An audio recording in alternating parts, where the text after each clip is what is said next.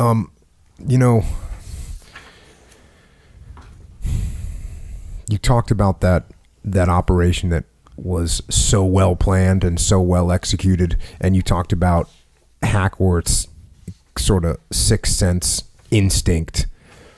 And then, you know, I've heard you talk in some other interviews about a situation that you were in that you described as really sort of impacting your mental state. And to me, when I heard you talk about it, it seemed to be almost like a turning point mentally, psychologically for you.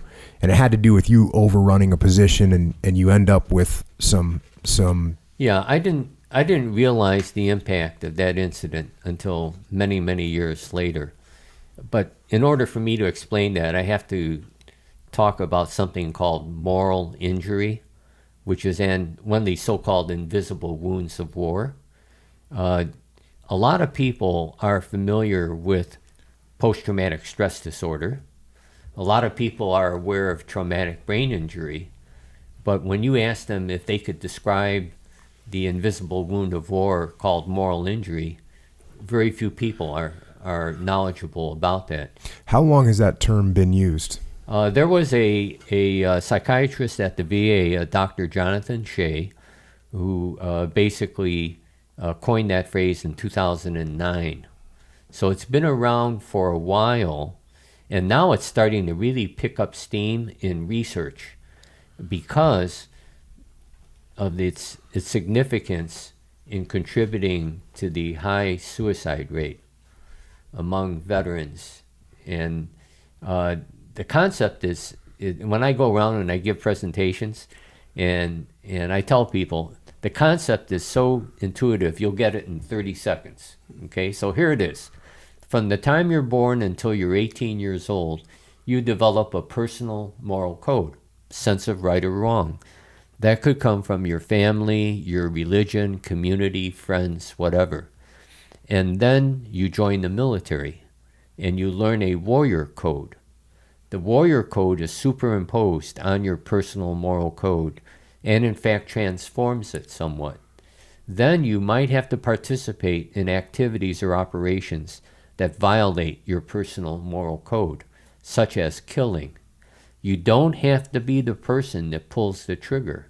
You could be a witness, or you could feel that you should have prevented it, or you could be in a unit that follows another unit and you see that innocent civilians have been killed, or you handle body parts. At that time, you sustain a so-called invisible wound of war called moral injury. It's not a physical wound. You can't see it. But in military operations, we're constantly moving. You're going from point A to point B to point C. You don't have time to stop and reflect on this stuff. So what do? You bury it.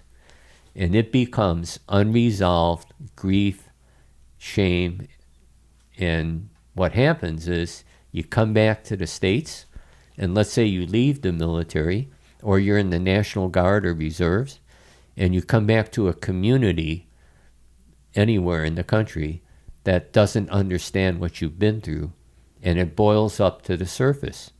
And unless you have a strong coping mechanism for that, bad stuff happens. Anger, guilt, depression, suicide. And the suicide rate among veterans today is epidemic. I mean, the VA, it's anywhere from 20 to 22 veterans per day are dying by suicide. And that, frankly, is underreported. It's really higher than that because you've got veterans who are dying by suicide. It's not reported as a suicide. They'll drive their motorcycle or car into a tree or viaduct, and it's a vehicular accident. Or unfortunately, there's something called suicide by cop, where they force the law enforcement officer to take lethal action. And so what's the implication of all that? We lose more veterans to suicide in a year than all the combat deaths since 9/11. That's how dramatic it is. And we believe that moral injury is a major contributing factor to that. And Military Outreach USA, our organization, we feel that the main approach to moral injury is not a medical doctor with prescription drugs.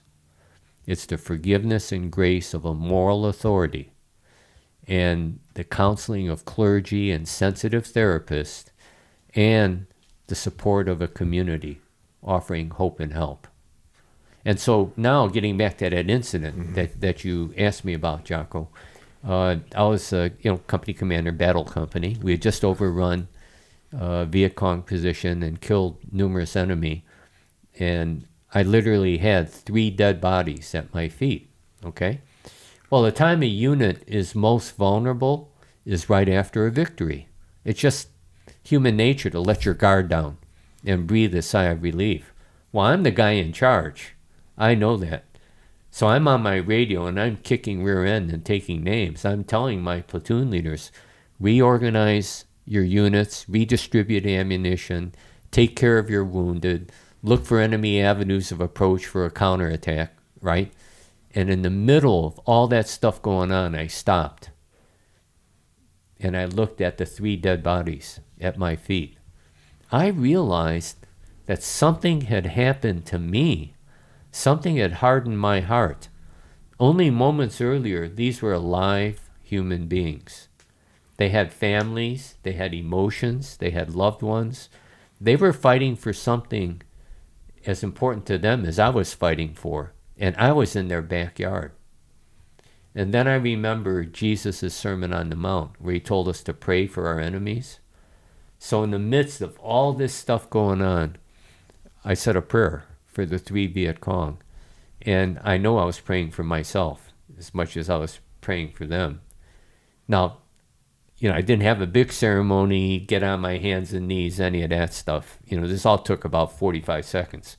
But it's something that was seared in my heart and mind for the rest of my life. And now that I know about moral injury, okay, which I didn't know at that time, I realize that I was 1 in a million who was able to address my moral injury at the time it happened.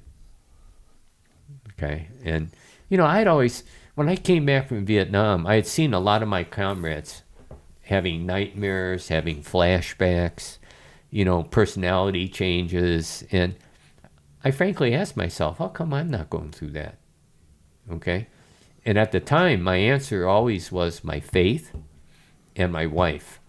My wonderful wife of now 46 years, who is an angel. I've been so blessed having her for a wife. So that was my answer, okay? But now, since I've been dealing with Military Outreach USA and this issue of moral injury, I realized that my answer was really lacking, okay? There were 2 other things. One was that incident in Vietnam that I just mentioned to you. But the other thing, which I now realize, is when I came back from Vietnam, I joined the reserves, okay? And I was able to maintain my sense of purpose, of being in a unit with other people who shared the same values that I did, of patriotism, of dedication, of selfless service, which a lot of veterans, when they come back, they just want to cut ties totally, and a lot of them drift. Because they don't have that sense of purpose. They don't have the camaraderie. They don't have the bonding. I had that with the reservists, especially, with Vietnam and all the BS that we had to take from the public. You won't believe this. But, well, I know you know this. But when we came back from Vietnam, we were told not to wear our uniforms in public. That's how bad it was. That's crazy. Guys wore wigs. So people wouldn't know they had short haircuts, because they could pick them out as being military. And so my being in the reserves helped me, maintain that.